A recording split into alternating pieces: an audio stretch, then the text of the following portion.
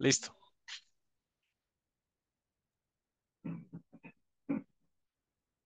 Hola, buenas tardes a todos. Les damos la bienvenida al seminario de la Unidad de Bioingeniería que tenemos todos los viernes al mediodía y estamos ubicados en la UMIES, en la FE Zaragoza Campus 2, en el edificio de la UMIES y somos el laboratorio 7 del primer piso. Agradezco a los coordinadores de estos seminarios, a la doctora Catalina Soriano Correa, de aquí de la FES, al doctor Edson Emilio Herrera Valencia, que es el líder de la unidad, a la doctora Guadalupe Sánchez Olivares, que nos acompaña desde el CIATEC en León, Guanajuato, al doctor Luis Antonio Ramírez Torres, que también es de aquí de la unidad y de la carrera de Ingeniería Química, y a la doctora María Guadalupe Salinas Juárez, que parece que todavía no entra, pero gracias a todos por la organización de estos seminarios. Estamos empezando con el segundo seminario de este semestre y tenemos un invitado especial, así que nos haga la presentación. Gracias a todos por su presencia y bienvenidos. Sí, Adelante, doctor. buenas tardes a todos. Yo creo que sí me escuchan. Primero que nada, le quiero dar las gracias a Rubén Baños que nos trae esta plática tan interesante. Yo tuve la oportunidad en dos artículos con el grupo de trabajar sus artículos y me parecen muy interesantes junto con el doctor Óscar Eladio Bautista Godínez y el doctor Federico Méndez, que son gente que es muy brillante en el área para lo que son reología de estos sistemas electrocinéticos. Bueno, el doctor Rubén Baños es doctor en ciencias por el Instituto Politécnico Nacional y es miembro del Sistema Nacional de Investigadores nivel candidato. Actualmente es postdoctorante en la UNAM y profesor del Instituto Politécnico Nacional, ganador del premio al mejor desempeño académico de posgrado en el año 2021. Tiene que cuenta con 4 artículos internacionales en el JCR y 2 artículos en revistas indexadas en Scopus. Su, sus áreas de expertise, pues básicamente se centran en transporte, dinámica de fluidos computacionales y microfluídica, biología de fluidos y programación numérica. Y este joven tiene 30 años, que no es importante, pero ya todos están más jóvenes que yo. Pero bueno, no importa. Pero bueno, bienvenido, Rubén. Adelante. Esta es tu casa. Muchas gracias, doctor. Bueno, buenos días primero. Muchas gracias por invitarme el día de hoy a su seminario. Bueno, ya lo mencionaron, mi nombre es Rubén Darío Baños Martínez y el día de hoy voy a hablarles de un trabajo que realicé durante mis estudios de maestría en colaboración con mis asesores de tesis, el doctor José Carlos Arcos Hernández y el doctor Oscar Eladio Bautista, y también el doctor Federico Méndez Labiel. El tema de hoy, bueno, del que voy a hablar, se titula Transporte de masa en un flujo electroosmótico oscilatorio con fluidos de ley de potencia en microcanales hidrofóbicos. Entonces, ay, perdón, ahí está. Aquí tenemos un poco de lo que sería el contenido de la presentación. Primero tenemos una introducción con algo de los antecedentes y aplicaciones, la formulación del problema, la cual va a estar dividida en los distintos campos que se tienen en este problema: el campo eléctrico, hidrodinámico, de concentración, lo que es el transporte de masa y el desplazamiento de oscilación. Después vamos a tener lo que es la metodología de solución de las ecuaciones de gobierno, junto con la validación del método numérico, algunos de los resultados más importantes y las conclusiones al final. Bueno, primero voy a empezar definiendo qué es un flujo electroosmótico. En este caso, cuando una superficie cargada eléctricamente interactúa con un fluido, con una solución electrolítica, existe una redistribución de los iones, formándose una doble capa eléctrica. Bueno, esta capita que ven aquí cerca de la pared cargada se conoce como doble capa eléctrica. Entonces, cuando nosotros aplicamos en los extremos de este microcanal, a través del ánodo y del cátodo, un campo eléctrico, en este caso es un campo eléctrico constante o una corriente directa, podemos mover el fluido, o bueno, principalmente podemos mover esa capa de iones y estos van a arrastrar el fluido. Y básicamente eso es un flujo electroosmótico, el movimiento de un fluido por medio de campos eléctricos. En cuanto a las explicaciones, podemos encontrar este tipo de fenómenos en una gran variedad de microdispositivos. Por lo regular son conocidos como laboratorios en un chip. Son dispositivos que sirven para detectar ciertas enfermedades utilizando fluidos biológicos, como sangre, ¿no? Por ejemplo. Entonces, en este tipo de dispositivos es muy importante saber cómo es que se mueven los fluidos y aparte de eso también cómo interactúan estas muestras de fluidos biológicos con ciertos agentes químicos, ¿no? En este tipo de microdispositivos se deben de realizar procesos de mezclado o de separación según lo que se requiera, ¿no? Entonces, como antecedentes tenemos, perdón, voy a mostrar 4 artículos. Para empezar, tengo estos dos de aquí, los cuales son estudios dirigidos a flujos electrosmóticos como tal, ¿no? Estos dos de aquí son para un microcanal, el del lado izquierdo, de placas paralelas, y el del lado derecho es para un poro cilíndrico. En este caso, podemos ver que los dos son para un fluido newtoniano. En este caso también se analiza lo que es un flujo oscilatorio. Por lo tanto, a diferencia de lo que mencioné hace ratito, de un campo eléctrico constante, aquí se requiere de un campo eléctrico con un comportamiento sinusoidal o oscilante. Entonces, anteriormente habido trabajos en los cuales se determinó que un flujo electrosmótico oscilante, bueno, un flujo general de forma con comportamiento oscilante, tiende a mejorar el transporte de especies a través de un microcanal. Y es lo que analizaron estas dos personas aquí en estos artículos, ¿no? ¿Cómo es el transporte de masa o cómo es que se mejora ese transporte de masa al aplicar un flujo con comportamiento oscilatorio para fluidos newtonianos? Estos dos, bueno, los dos que muestra ahora, también son para flujos electroosmóticos, pero en este caso tenemos que son para campos eléctricos constantes. En este caso ya no es oscilante, solamente es constante, pero aquí sí se analizó el efecto de la reología de los fluidos. Se están considerando fluidos de ley de potencia. Porque ya mencioné al principio, ¿no? Este tipo de fenómenos se utiliza mucho con fluidos biológicos. Por lo tanto, se han estudiado este tipo de fenómenos. Aquí solamente se analizó lo que es la hidrodinámica de este problema. No se toma en cuenta aquí lo que sería la transferencia de masa, solamente la reología del fluido. Pero bueno, hasta aquí no había trabajos en los cuales se reportara que, bueno, el flujo oscilante también presentara mejoras en lo que es el transporte de masa, pero ya incluyendo lo que son los fluidos reológicos.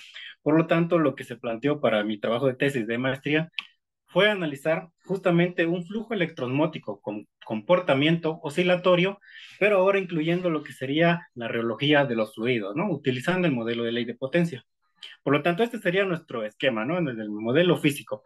Tenemos un microcanal, aquí vemos que son dos paredes planas, las cuales están separadas a una distancia h, bueno, 2h, perdón, y tiene una longitud L, donde esta L es mucho mayor que la altura, bueno, la separación de estas placas. Podemos ver que tenemos un potencial Z impuesto en las paredes, lo cual ocasiona que se redistribuyan los iones dentro de esta solución.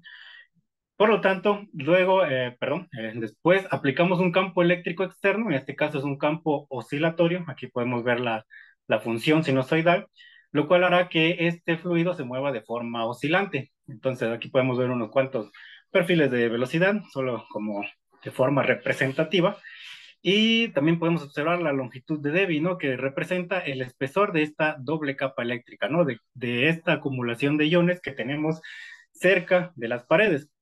Pero bueno, como nos interesa el transporte de masa, este microcanal está conectado en sus extremos a dos reservas que se mantienen a una concentración C1 constante y a una concentración C2, donde la C1 es mayor que la C2. Entonces, si aquí no existiera movimiento del fluido, habría una transferencia de masa puramente difusiva, sin efectos del movimiento del fluido.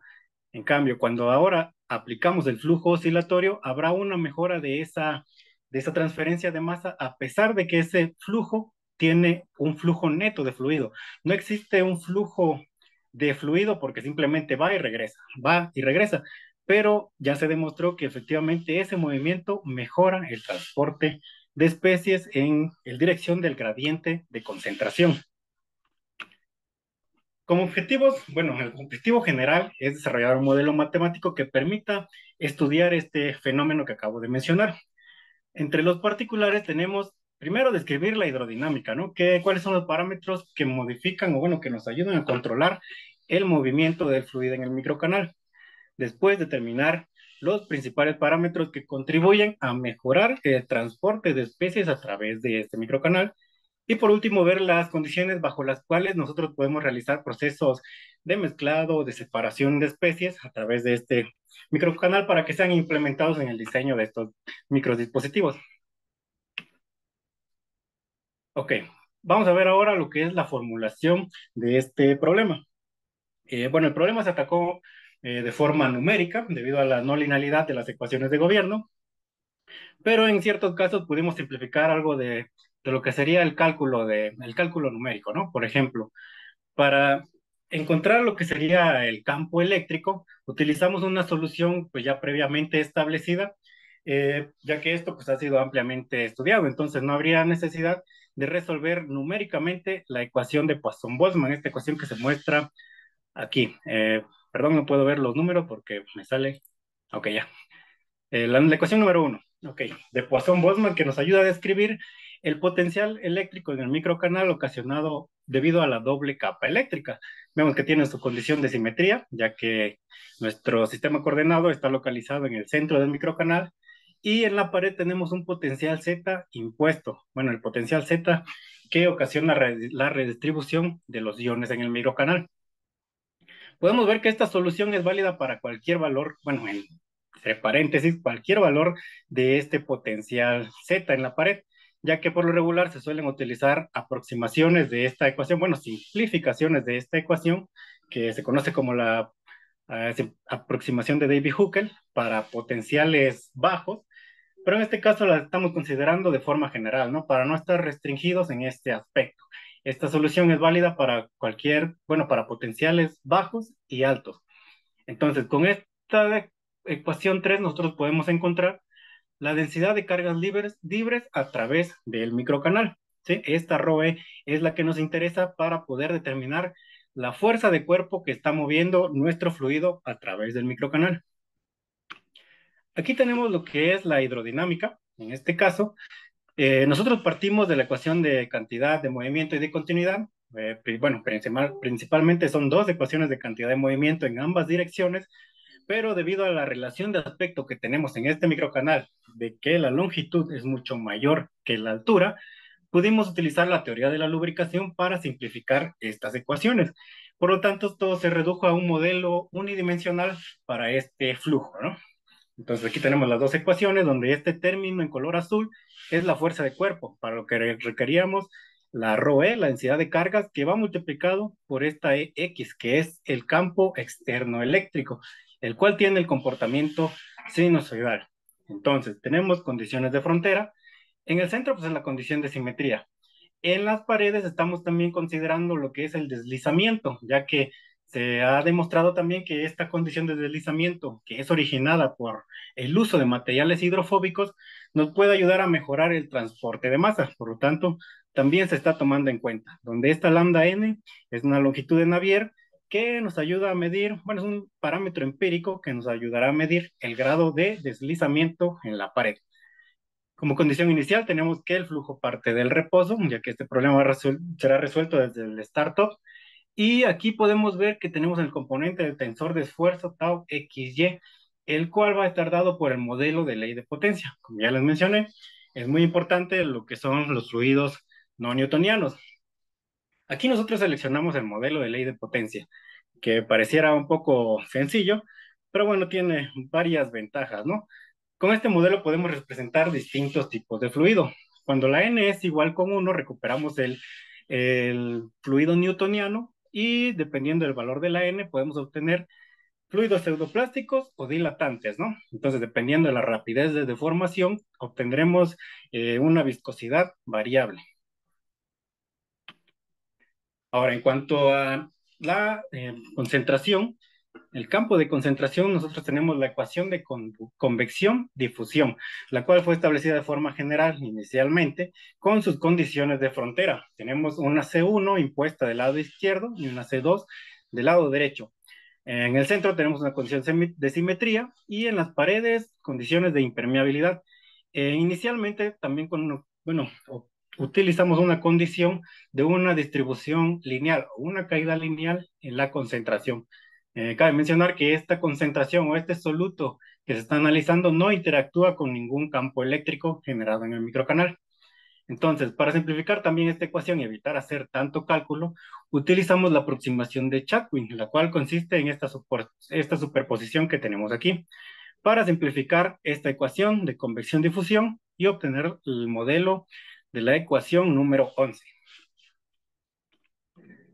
Después, calculamos el flujo promedio axial durante un periodo de oscilación, que es lo que nos interesa, ¿no? ¿Qué tanta masa se está transportando en un periodo de oscilación? Ya que esto pues está repitiendo, ¿no? Vamos a hacer el análisis de esto en la etapa o en el estado periódico de este flujo, cuando ya no existen efectos del arranque.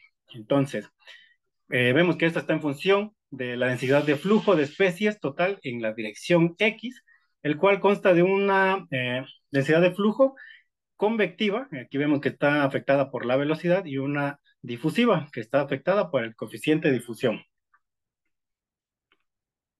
Luego, pues, procedimos a dimensionalizar el problema. Seleccionamos las escalas características correspondientes. De hecho, con estas fue que se utilizó la, la simplificación, bueno, la aproximación, la teoría de la lubricación, perdón, utilizando las escalas características, la longitud, la altura, perdón, como tiempo característico, la frecuencia, y como velocidad característica, la velocidad de Helmholtz, que representa la velocidad máxima que puede alcanzar un fluido en un microcanal, bueno, un fluido electroosmótico con un gradiente, bueno, con un campo eléctrico constante. Esta es cero. Entonces, utilizando esas escalas características, pudimos adimensionalizar nuestro modelo. Aquí tenemos la ecuación de cantidad de movimiento, donde podemos ver que surgen ciertos parámetros adimensionales, de los cuales voy a hablar un poquito más adelante. Tenemos el número de Womersley, tenemos aquí un parámetro kappa y una K. Sí, todos estos son parámetros adimensionales.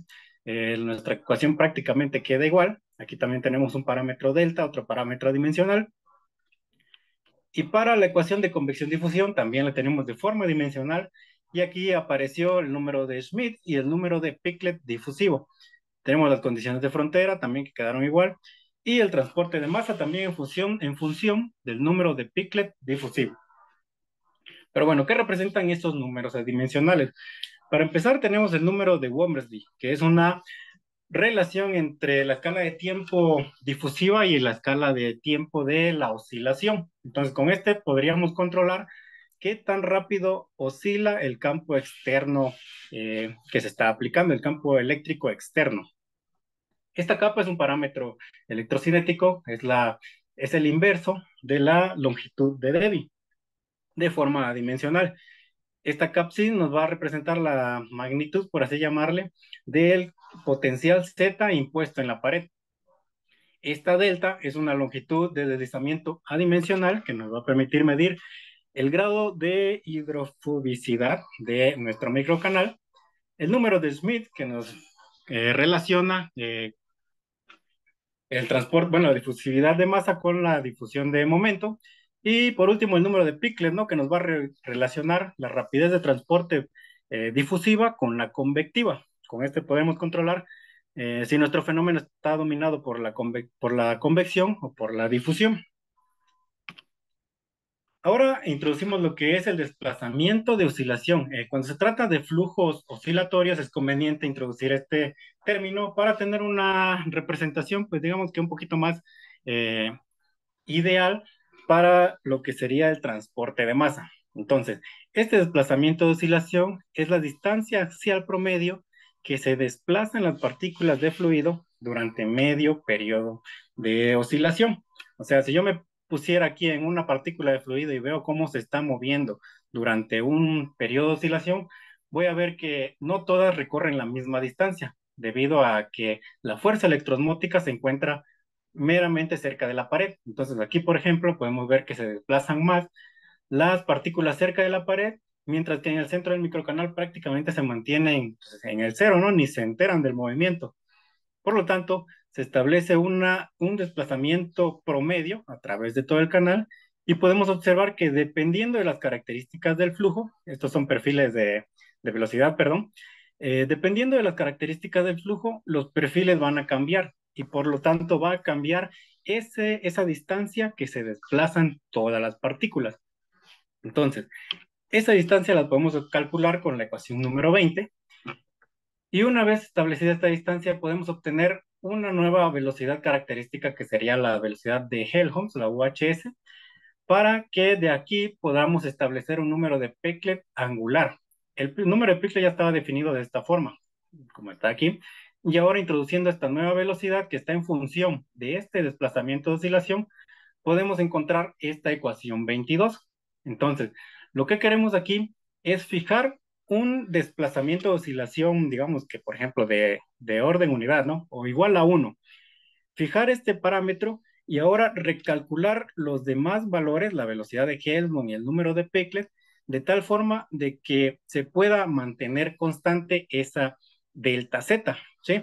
Entonces, así podremos comparar los parámetros, bueno, el transporte de masa de forma más adecuada. Este es un proceso, por así llamarle, que fue propuesto por Kurzweil, me parece, o Narayanan, no recuerdo. Pero bueno, esto sería lo que es el desplazamiento de oscilación. Por lo tanto, ahora se va a establecer un valor fijo de delta Z y el número de Peclet angular que permita mantener a esa delta Z de forma constante. En cuanto a la solución, bueno, ya les había comentado, esto es una solución numérica. La ecuación 24 que corresponde a la aerodinámica, la ecuación de cantidad de movimiento en la dirección X, vemos que el principal problema es la no linealidad del término que está en rojo, el modelo de ley de potencia. Era lo que no nos permitía obtener una solución analítica.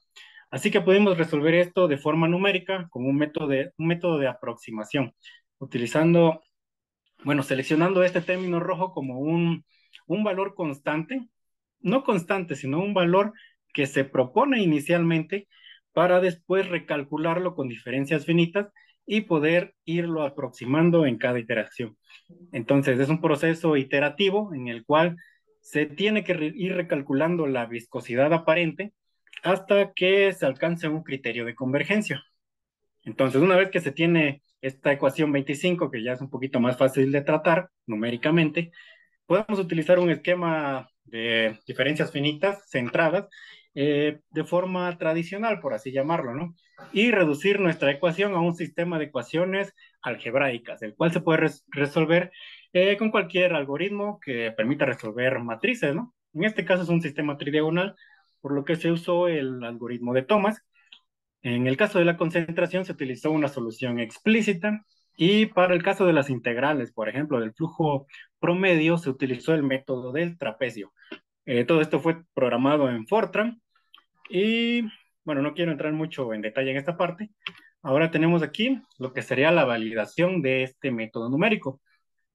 Para empezar, estamos comparando la velocidad bueno, tenemos la velocidad contra la coordenada Y, la coordenada transversal.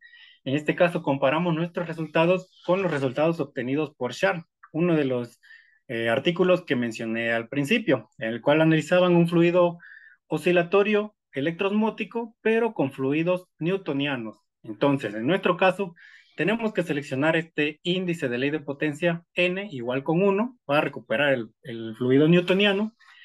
El parámetro de deslizamiento tiene que ser 0 para recuperar la condición de no deslizamiento y el parámetro CAPSI que nos mide la magnitud del potencial Z impuesto debe ser pequeñito para poder recuperar la solución de Davy-Hockel. Y en este caso podemos ver que la velocidad pues se comporta de la misma manera, ¿no? Así podemos validar esta solución. Ahora voy a mostrar los resultados pues más importantes de este estudio. Para empezar, aquí tenemos la velocidad contra el tiempo adimensional tau. Entonces, tenemos nuestro microcanal e imagínense que me pongo en una posición del canal, ¿no? En este caso, 0.7, y igual a 0.7, quiere decir que es una posición cercana a la pared. Y veo cómo se mueve esa partícula, por así decirlo, a través del tiempo, ¿no? Entonces podemos ver en la gráfica de arriba, por ejemplo, ¿no? que empieza en el reposo, que era nuestra condición inicial, y va a empezar a oscilar de forma periódica, por así decirlo. Bueno, va oscilando conforme va oscilando el campo externo, pero al inicio de este movimiento vemos que hay efectos del arranque, ¿no? Entonces nosotros tenemos que calcular hasta qué tiempo este movimiento va a alcanzar la etapa periódica, o sea, donde ya no existen efectos transitorios, ya todo se mueve de forma periódica y se va repitiendo el mismo movimiento cada periodo, ¿no? Entonces podemos ver aquí que en la gráfica de arriba tenemos fluidos pseudoplásticos, n igual a 0.8, y en la parte de abajo tenemos fluidos dilatantes, la n vale 1.2. En ambos casos, bueno, en el caso de arriba, podemos ver que a este tipo de fluidos le toma mucho más tiempo alcanzar esta etapa periódica, ¿no? También podemos observar que tenemos una comparación entre el deslizamiento y la condición de no deslizamiento. Entonces, esto fue para determinar principalmente el tiempo para que llegara a la condición periódica. Aquí tenemos una comparación de los perfiles de velocidad. Igual, bueno, aquí tenemos la velocidad, pero ahora contra la coordenada transversal. En este caso tenemos del lado izquierdo fluidos pseudoplásticos y del lado derecho fluidos dilatantes. Eh, en estas gráficas podemos observar el efecto del deslizamiento en la pared. Si se dan cuenta, la parte de arriba, las dos gráficas de arriba, son con la condición de no deslizamiento. La velocidad aquí parte en cero, igual acá. Pero al aplicar la condición de deslizamiento o usar materiales hidrofóbicos, vemos que ya existe una velocidad de deslizamiento en la pared, ya no va a partir desde cero, lo cual ayuda a incrementar la magnitud de la velocidad. ¿Se dan cuenta? En fluidos pseudoplásticos esto sí es muy evidente. La magnitud de este caso de aquí abajo, del panel C, es mucho mayor que la del panel A. En cambio, para los fluidos dilatantes, que son fluidos con unas viscosidades mayores o mayores en comparación al newtoniano, podemos ver que ese efecto del deslizamiento pues no es muy significativo. La magnitud prácticamente se mantiene igual, o la magnitud máxima alcanzada por por el flujo, ¿no? Aquí tenemos también perfiles de velocidad contra la coordenada y. Primero, del lado izquierdo tenemos el efecto del número de Womersley. Como ya les mencioné, nosotros podemos controlar la frecuencia con la que oscila el campo externo con este parámetro. Si nosotros tenemos una frecuencia de oscilación muy alta, por ejemplo, el Womersley 10, podemos observar que solamente el fluido cerca de la pared es el que se está moviendo, está oscilando como oscila el campo externo eléctrico. ¿Por qué? Pues porque en esta área, cerca de la pared, tenemos la doble capa eléctrica, mientras que el fluido en el centro, pues ni se entera del movimiento prácticamente, ¿no? Porque no alcanza a difundirse todo ese movimiento. Pero ¿qué pasa si nosotros tuviéramos una frecuencia de oscilación baja? Por ejemplo, el Womersley igual a 1. En este caso podemos ver que todo el fluido a través del microcanal es capaz de seguir la frecuencia de oscilación del campo eléctrico externo. Por lo tanto, podemos decir que el movimiento alcanza a difundirse desde la pared hasta el centro del canal y todo el fluido se está moviendo. Con este parámetro entonces podemos controlar la forma de los perfiles de velocidad. Si se dan cuenta, cuando aumentamos la frecuencia de oscilación, se hacen más irregulares, ¿no? A través del microcanal. Del lado derecho también tenemos la velocidad, pero aquí estamos viendo qué pasa con el índice de ley de potencia con distintos tipos de fluido.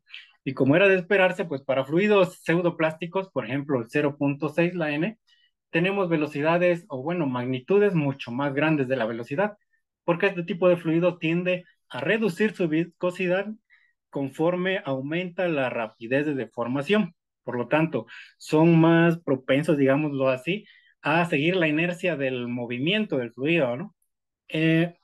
Caso contrario, cuando tienen fluidos dilatantes o fluidos con viscosidades muy altas, ¿no? Este tipo de fluido, por ejemplo, esta línea de aquí, pues prácticamente ni se mueve, ¿no? Es un fluido muy viscoso que no permite mucho o se opone mucho al movimiento. Ahora tenemos los resultados en cuanto al transporte de masa. Ok, es esta QX, es el transporte de masa en un periodo de oscilación. Primeramente lo estamos mostrando bueno, lo estamos graficando contra la longitud de deslizamiento. o sea, con el parámetro que nos mide el grado de deslizamiento en la pared, esta delta de aquí, ¿sí? O sea, la condición de no deslizamiento de Navier. Por ejemplo, podemos ver que en el caso de los fluidos del lado derecho, de los fluidos dilatantes, que son fluidos muy viscosos, como vimos al principio, perdón, la condición de deslizamiento prácticamente no le afecta, ¿no? No incrementa la magnitud de la velocidad, por lo tanto, vemos que no existe una mejora del transporte de especies con este parámetro. Al contrario, lo está retardando, ¿no? Lo está vaya disminuyendo conforme aumenta este efecto del deslizamiento. Por lo tanto, no es conveniente usar materiales hidrofóbicos al analizar este tipo de fluidos. Pero del caso contrario, aquí en el lado izquierdo, tenemos fluidos pseudoplásticos. En este caso sí podemos ver que conforme aumenta este deslizamiento, vamos a obtener una un mayor transporte de especies, ¿no? Gracias a este deslizamiento que nos está incrementando la magnitud de la velocidad. Y vemos que también conforme aumenta el número de Womersley o la frecuencia de oscilación, obtenemos un mayor transporte de especies. En este de aquí también tenemos el transporte de especies, pero ahora contra el índice de potencia, sí, de comportamiento del fluido. Vemos que aquí está el 1, que representa el fluido newtoniano, y tenemos gráficas para distintos valores del Womersley. Pero pero podemos ver que independientemente del número de Womersley, conforme el fluido, digamos que del lado izquierdo a la derecha se aproxima al 1, el flujo o el transporte de masa va disminuyendo. O sea que es más, bueno, se transporta mayormente un soluto en un fluido pseudoplástico en comparación del newtoniano.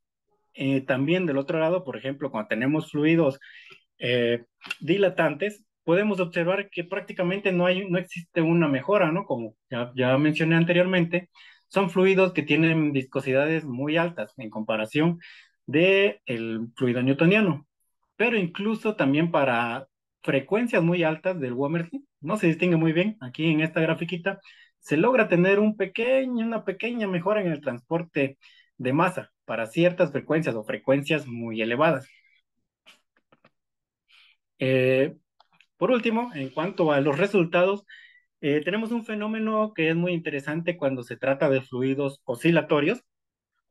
En este caso, estamos comparando dos especies distintas. Imagínense que en este microcanal que tenemos, ahora haya dos especies transportándose ahí, las cuales tienen una difusividad distinta. Una especie con una difusividad alta, que sería la que tiene el Schmidt pequeño, o sea, es el valor contrario, y una especie que se difunde lentamente, que sería el Schmidt alto, ¿no? ¿Sí? Entonces, si nosotros tuviéramos estas especies en un canal, en un microcanal, donde no se mueve el fluido, pues claramente se tendría que transportar más rápido la especie que tiene una mayor difusividad. Pero ¿qué pasa cuando nosotros imponemos un flujo oscilante, en este caso? Por ejemplo, a frecuencias bajas, me voy a centrar en en la figura del medio, a frecuencias bajas podemos ver que el comportamiento sigue siendo como lo acabo de mencionar. La especie con una alta difusividad se transporta más rápido que la especie con una menor difusividad. Pero una de las ventajas que tiene este flujo oscilante es que vean que va a llegar a un cierto punto conforme aumentamos la frecuencia de oscilación, donde este comportamiento se invierte. Vean que a altas frecuencias de oscilación, ahora la sustancia que tiene una menor difusividad se está transportando más rápidamente que la sustancia que tiene una mayor difusividad, ¿no? Algo que no se esperaría uno tal vez, pero bueno, es una de las principales características de este fluido, de este tipo de flujos. Y también este puntito de aquí que estoy marcando, el puntito que se ve aquí, es un fenómeno que se conoce como crossover, que pues básicamente pues, es la frecuencia a la cual estas dos especies se van a transportar a una misma rapidez.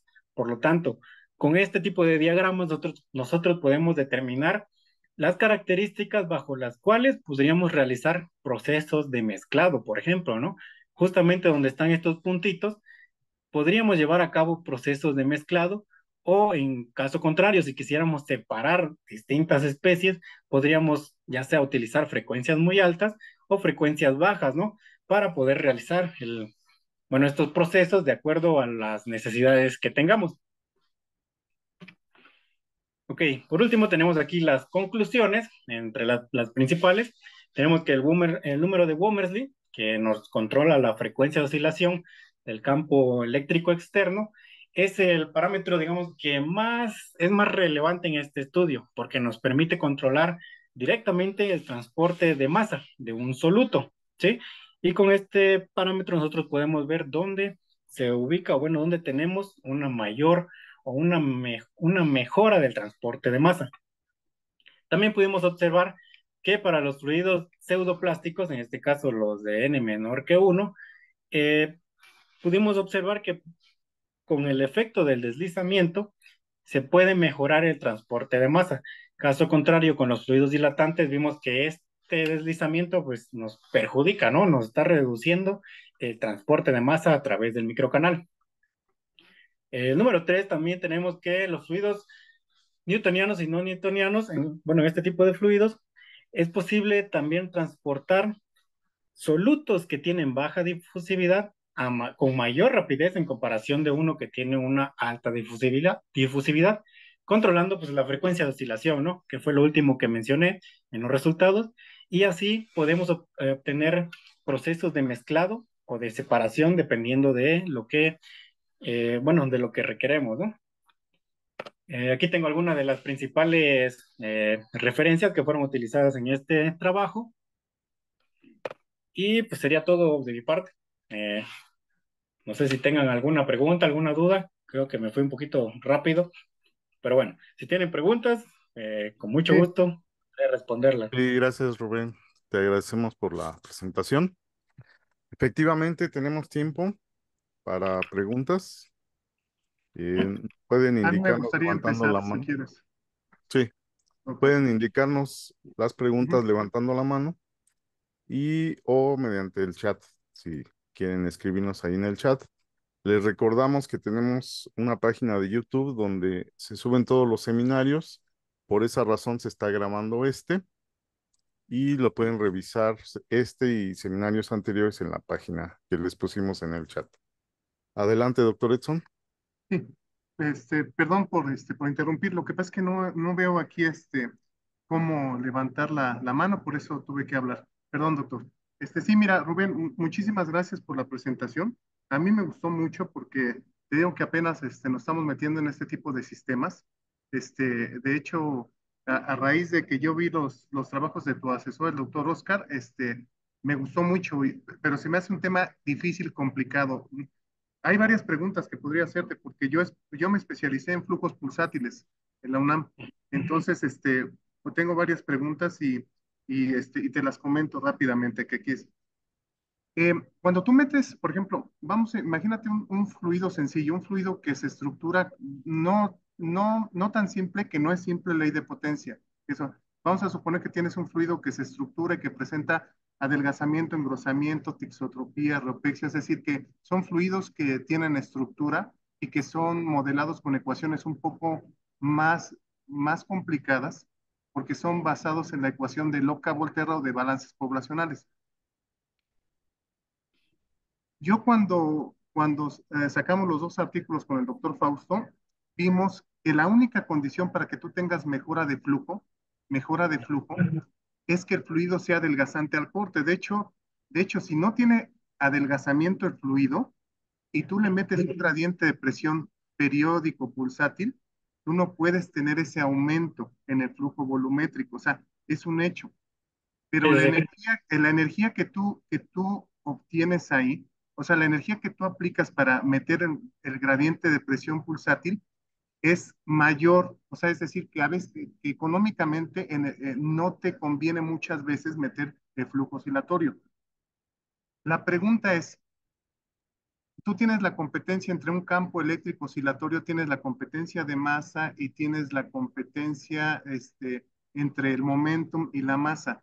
¿Cuál sería el mecanismo principal o los mecanismos que tú pudieras simplificar para que se obtenga una mejora de flujo? Por ejemplo, Para un fluido normal es el adelgazamiento al corte. Para este tipo de fluidos, ¿qué sería? ¿Cuál es la contribución? Ok, para este tipo de fluidos, de hecho, yo pienso que sería similar, ¿no? Como ya Ujú, mencioné, el número de Womersley es el que nos da, digamos que la principal mejora, por así decirlo, al obtener altas frecuencias de oscilación, ¿no? Que nos representa básicamente este número, la relación entre la escala característica del tiempo de oscilación y ujú. la del tiempo de difusión. Entonces, mientras ese tiempo de oscilación sea mucho mayor en comparación del tiempo de difusión de momento del fluido, se obtiene una mejora en cuanto al transporte de especies. Ok, otra de las cosas, ¿por qué, si tienes un fluido no newtoniano, por qué utilizar el Womersley y por qué no utilizar el Reynolds? Que son equivalentes, el Reynolds es el Womersley al cuadrado, pero ¿por Sí, qué sí, no, sí. por qué específicamente utilizar el Womersley? De hecho, bueno, ya lo mencionó, ¿no? Estos son dos números equivalentes, básicamente Ujú, son solamente que uno es el cuadrado del otro, ujú, pero por lo regular se suele utilizar más el número de Womersley, me parece, en los artículos para ujú. referenciarse a flujos periódicos o flujos Sí, oscilantes o pulsantes, ¿no? Como en estos sí, trabajos que... exactamente, exactamente. Otra, si me permiten, que se me quedó en el tintero es cuando tú estás, eh, escalando las ecuaciones, utilizas la frecuencia. Yo me Ujú, acuerdo que la primera vez que vi al doctor Oscar Eladio me escribió así, le mandé algunos comentarios, algunos cálculos, me dice, oye, ese es un error gravísimo, casi, casi me hace sentir así, me dice, ay, Dios mío, la regué, ¿no? Porque yo no ajá. estaba escalando el tiempo con otro tiempo de escala de la estructura del fluido, era un tiempo de estructuración del fluido, que es una medida de la resistencia al cambio de la estructura. Y me dice, no, hay que escalarlo con la frecuencia, porque hay una competencia y cómo sabes que eso no va a afectar. ¿Podrías decirnos algunas palabras sobre esto, por favor? Sí, claro. De hecho, justamente lo que menciona, ¿no? Pudimos haber elegido otro tipo de, bueno, otra escala característica para el tiempo, por ejemplo, el Ujú, tiempo de difusión de momento, que es uno de los tiempos que más se utiliza, pero ujú, de acuerdo a nuestro problema, nosotros estamos analizando o queremos analizar el transporte de especies en la etapa periódica. Por lo tanto, el tiempo más representativo en esa etapa sería la frecuencia de oscilación. En cambio, por ejemplo, si utilizáramos el tiempo de difusión de momento, ese sería más representativo para analizar la etapa de arranque de este fenómeno, ¿no? Pero bueno, como no es de gran relevancia para nosotros, pues decidimos optar por la frecuencia de oscilación. ok. Bueno, mira, realmente hay muchas cuestiones, por ejemplo, lo del deslizamiento a mí me gustó, porque el deslizamiento también tiene que ver ahí con un fenómeno de decremento en el flujo, porque hay una competencia, pero, Ujú. pero a mí me gustó mucho la presentación, te felicito, o sea, hay muchas dudas, podríamos pasarnos así, comiéndonos un bagel así en Francia, discutiendo de esto. A mí me gustaría y es algo que comenté con el doctor, extender esto, pero a una ecuación constitutiva que nosotros sacamos del grupo. De hecho, está el doctor Eladio ahí en ese modelo y está en Relógica Acta. Entonces, pues yo te felicito y la verdad es que me gustó mucho el trabajo y muchísimas gracias por el tiempo, ¿eh? Gracias, ¿eh? Muchas Y bueno, es todo, doctor, a sus órdenes. gracias, doctor. Sí, Gracias. gracias al doctor Edson. Este, pues no veo manos levantadas ni comentarios, así que al doctor Luis Antonio, bueno, como me tengo que ir a clase, si me permites, Luis, preguntar primero y luego ya te quedas tú. Claro. Este, sí, doctor Rubén, mm, yo he comentado mucho con el doctor Edson, sobre todo en ese tema de electroósmosis, y la primera cosa que discutíamos era por qué se llama electroósmosis, pero nosotros analizamos obviamente el aumento de flujo y veo que ustedes están analizando la transferencia de masa. Entonces a lo mejor tiene que ver más con eso, ¿no? No sé si nos puedas comentar algo, si tú sabes por qué se llama electroósmosis o cuál es el símil con la ósmosis eh, de la difusión. Ujú. Pues de hecho, ahora que lo mencionas, no lo había pensado, ¿eh? No sé muy bien de dónde haya venido ese término, ¿no? De la electrosmosis. De hecho, hay otros tipos de fenómenos electrocinéticos, ¿no? Electrosmosis, electroforesis y todo eso. Ujú. Pero realmente no sé de dónde venga el término, ¿eh? Lo voy a investigar porque ya me dejó con la duda también. Eh, y ¿Ok? también con lo que mencionaba, me dijo que ustedes analizaron lo que era el flujo másico, no, No, bueno, el lo que menciona, flujo. volumétrico. Ujú, Ok, bueno, en este caso, bueno, me parece que mencionaron que su trabajo fue pulsante, ¿no? sí, Bueno, en este caso sí existe un flujo volumétrico porque es un flujo que avanza haciendo pulsos, pero en el caso del oscilatorio, pues es un flujo que no tiene un flujo volumétrico como tal, porque el flujo solo va y viene, va y viene. Entonces ese flujo volumétrico en este caso es cero. Por eso nos enfocamos también en lo que era el transporte de especies. sí, coincido contigo. De hecho, también hemos discutido, el doctor Edson ha analizado las células ciliadas externas en el oído Ujú. y precisamente ahí no hay flujo. O sea, es lo que tú dices, viene y va, pero el Exacto, flujo volumétrico es cero, que es otra cosa que exacto. también hemos discutido en esos trabajos, en Ujú, nuestros debates que luego nos echamos en el café.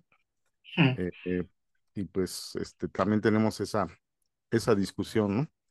Sí, sí, sí. Pues, me sorprende aquí que efectivamente también la transferencia de masa se ve mejorada con este tipo Ujú. este efecto, porque nosotros no lo hemos analizado, pero sí nos gustaría hacer un trabajo con sangre. Nosotros analizamos el flujo sanguíneo Ujú. eh, en este caso, pero no le metimos transferencia de masa, entonces nos gustaría meterle ese efecto y que tú nos apoyes con tus conocimientos. Sería muy interesante ver ese caso Sí, del sí, sí. flujo sanguíneo. Pues yo te agradezco por pues, por apoyarnos en los seminarios. Esperemos que a futuro pues, seas parte del equipo. Eh, de todos modos, estás invitado siempre a los seminarios, que son todos los viernes al mediodía, siempre la misma clave y la Ok, misma liga. Y perfecto, muchas pues gracias. yo me despido porque voy a clase y los dejo con el doctor Luis. Adelante, Luis.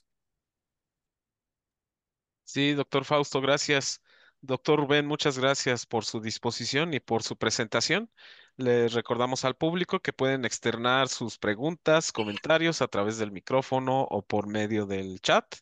Por favor, siéntanse en la libertad, aprovechen la expertise del doctor Rubén para hacerles preguntas. Veo que no hay manos levantadas, no hay comentarios. Sí, adelante, doctora Catalina, por favor, si es tan amable. Sí, gracias. Doctor, buenas tardes. La verdad me pareció muy interesante su charla, aunque bueno, yo como química de repente no conozco mucho aquí de estos temas, sobre todo cuando se refieren a diferentes tipos de fluidos, y me llama la atención cuando habla de fluidos pseudoplásticos. Entonces, pensando como química, de repente me pongo a pensar, bueno, ¿qué tipo de estructura tiene un ejemplo de un fluido de este tipo? Porque como usted asocia mucho su flujo con respecto a las frecuencias, a mí me parece muy interesante, porque también todo depende de las frecuencias, ajá, las frecuencias que ustedes manejan y lo que encontraron con respecto al tipo de transferencia de masa. Ujú. Sí. Y en este sentido, pues a mí me gustaría saber a qué se refiere cuando habla o un ejemplo de un fluido pseudoplástico para tratar de entender justamente esta parte de cómo se asocia con respecto a la frecuencia para poder hacer su transporte. Me gustaría mucho conocer, pues bueno, en este sentido, sus comentarios y uno, ¿qué tendría en mente cuando habla uno de un pseudoplástico, de un fluido pseudoplástico? Ok, ok, muchas gracias por su pregunta. Bueno, sí, de hecho, yo solamente lo estoy mencionando como pseudoplástico y dilatantes, ¿no? Pero bueno, aquí tenemos el modelo de ley de potencia. Ya quedó claro que n igual con 1 representa el fluido newtoniano. Un fluido pseudoplástico, por ejemplo aquí, es un fluido en el cual la viscosidad aumenta conforme, digo, la viscosidad disminuye conforme aumenta la rapidez de deformación. En este caso podríamos tener fluidos como la sangre, por ejemplo, fluidos biológicos, ¿sí? En el caso contrario, por ejemplo, en fluidos dilatantes donde la n es mayor que 1, por ejemplo, esta línea de aquí, son fluidos en los cuales la viscosidad aumenta conforme aumenta la rapidez de deformación. Creo que un ejemplo muy cotidiano, digamos que muy sencillo, sería estas mezclas que hacen de maicena con agua, que la representan como un fluido no newtoniano, ¿no? Que como tal es un líquido, pero al golpearlo se comporta como un sólido, ¿no? Y justamente es eso, ¿no? Cuando tenemos rapidez de formación muy alta, su viscosidad, o bueno, ese fluido responde con una viscosidad muy alta, ¿no? Entonces, digamos que de forma de ejemplo, podría mencionar pues esos dos tipos de fluidos. No sé si quede claro con eso. Sí, sí, sí, claro, muchísimas gracias. Y esto lo pienso, insisto, porque uno piensa, primeramente al escuchar la frecuencia, pues obvio uno asocia mucho con el tipo de estructura. Y entonces uno esperaría que efectivamente a lo mejor en fluidos que no sean tan viscosos, pues entonces tendrías frecuencias menores que cuando tienes fluidos más densos. No sé Ok, si sí, eso sí. es correcto, ¿no? Y esto en este sentido, bueno, me resulta muy interesante porque supongo que ustedes o debe de haber ya muy caracterizado, por ejemplo, los rangos de dónde estaría uno moviendo, qué tipo de frecuencia se requiere, dependiendo del fluido que yo esté estudiando. Ujú, sí, sí, sí, exactamente. Pues me parece muy interesante porque efectivamente, ¿no? Esto tendría muchísimas aplicaciones y además, pues bueno, finalmente la frecuencia y la oscilación me imagino que también debe de tener una relación con la energía. Sí, exactamente, sí, como ya lo mencionaba, ¿no? El doctor Emilio, que también tiene que ver aquí la cantidad de energía que se requiere, ¿no? Para realizar el tipo de fluido, bueno, el tipo de flujo. Claro, a mí me parece muy interesante esta parte de exploración porque además su deformación pues debe de tener una relación muy directa con la frecuencia por el tipo de molécula que tiene, ya que sabemos que cada molécula pues tiene tiene una frecuencia asociada específica, ¿no? Para todas estas. Nosotros los vemos más en términos luego de vibraciones, pero yo creo que desde el punto de vista de la ingeniería se ve muchas veces más en términos de oscilaciones, o estoy Ujú. equivocada. Sí, sí, de hecho, bueno, al menos de nuestra parte, como no nos enfocamos mucho en la parte química, ¿no? Como usted lo menciona, nos enfocamos más en la parte, pues, del transporte de especies. O sea, sí vemos también lo que es el modelo reológico, pero más que nada viéndolo desde el punto de vista de la viscosidad aparente que se genera a partir del esfuerzo que se esté realizando, ¿no? Oh, pues muchísimas gracias, doctor. Muchas gracias, muy interesante y con muchas aplicaciones. Gracias, muy amable. Muchas gracias por sus preguntas. Al contrario, gracias a usted, doctora Catalina. Gracias, doctor Rubén, por responder las preguntas, por los aportes. Si alguien más tiene alguna otra duda, alguna inquietud, adelante, por favor, siéntanse en libertad. Todavía tenemos tiempo para una más. Sí, adelante, doctor Edson, si es tan amable. Gracias. Sí, perdón, pues si hay más, esto se amerita, ¿no? Nada más una última pregunta, Rubén, o sea, oye, de las frecuencias, no hay problema con el efecto Joule, que se caliente el líquido cuando aumentas la frecuencia, o cómo se controla, o no aparece aquí nada de esa onda, o sea, que la energía con la que tú estás aumentando la frecuencia haya disipación con el fluido. O sea, ¿se controla eso? O sea, Sí, sí, sí. De hecho, todos los parámetros que bueno, de hecho, no lo puse ahora que lo menciona, ujú, ujú, parámetros que se utilizaron para determinar estos parámetros adimensionales se seleccionaron de tal forma que se evite justamente ese efecto Joule, ¿no? Como dice, ujú, la frecuenciación y también la magnitud del campo del potencial Z impuesto en la pared, ¿no? ujú. Justamente para evitar ese efecto Joule.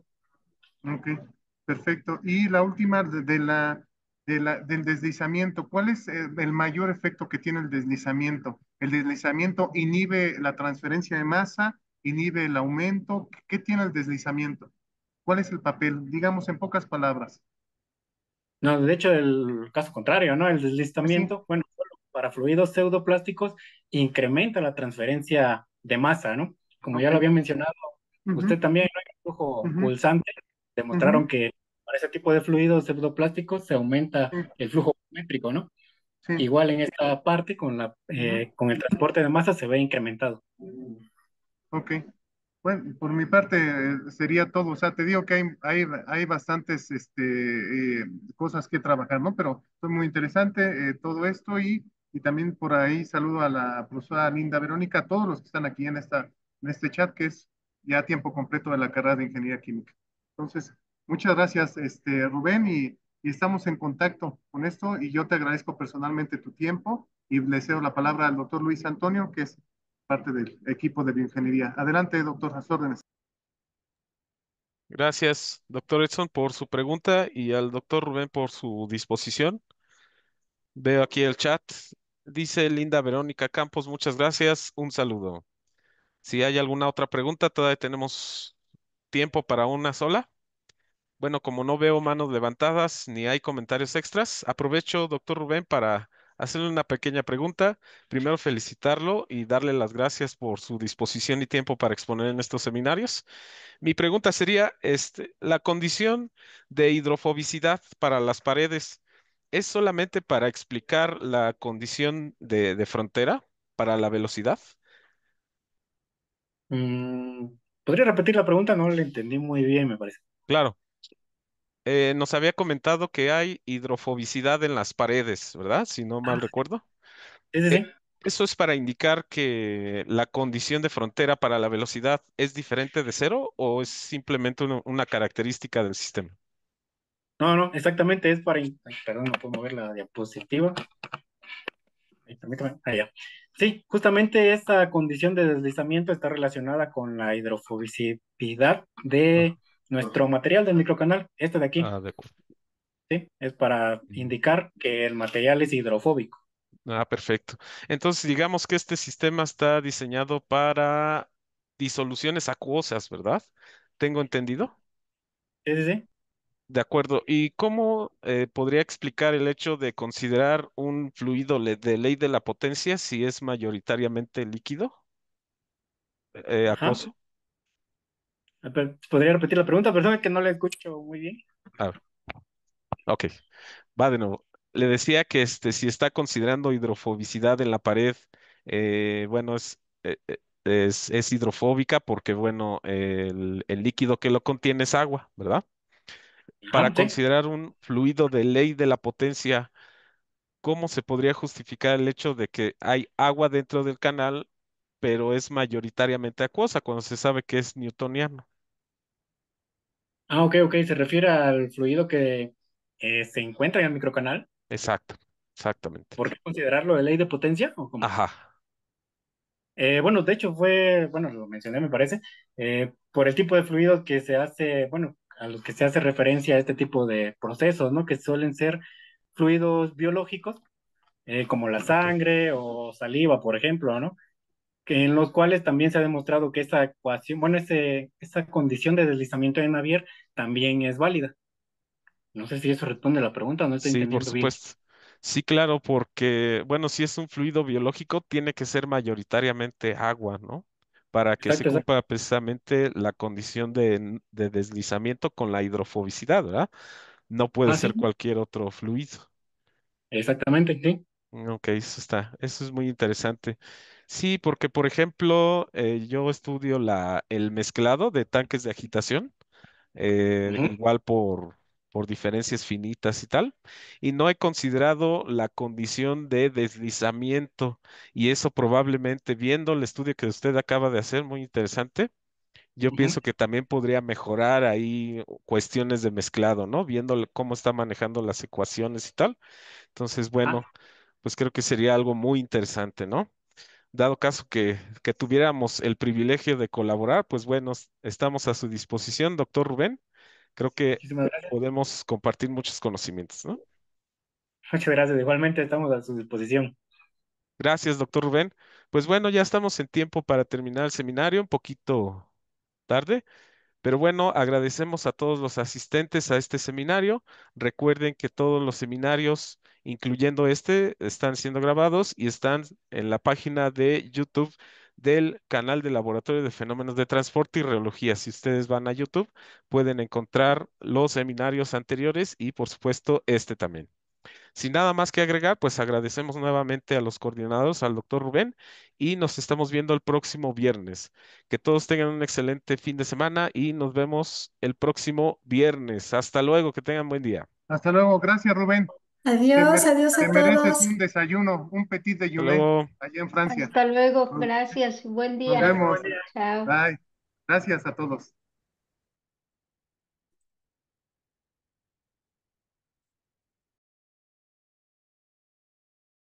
Hasta luego.